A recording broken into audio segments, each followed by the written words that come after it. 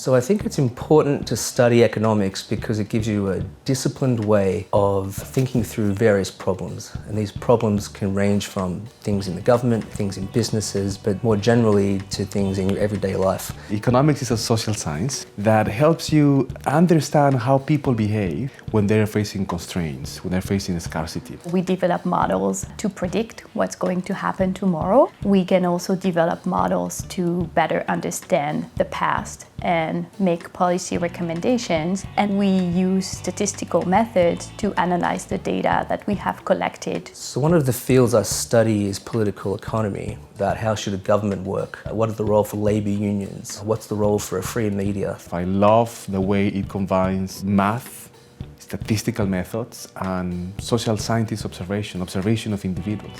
I think economics can help you understand the implication of changes in policy. So for example, in Vancouver recently, a foreign tax was introduced. How is that going to affect the real estate market?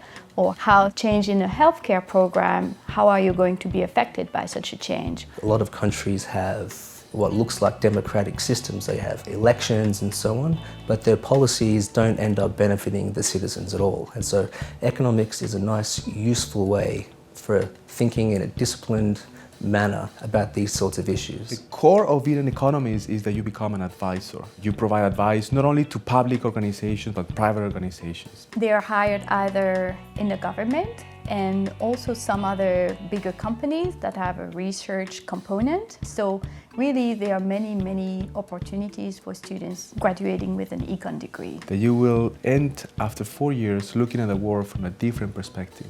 You will have learned about how societies behave, and in the process you'd have developed lots of other skills that will be very useful for your career. When you start studying it, you see things in a different light.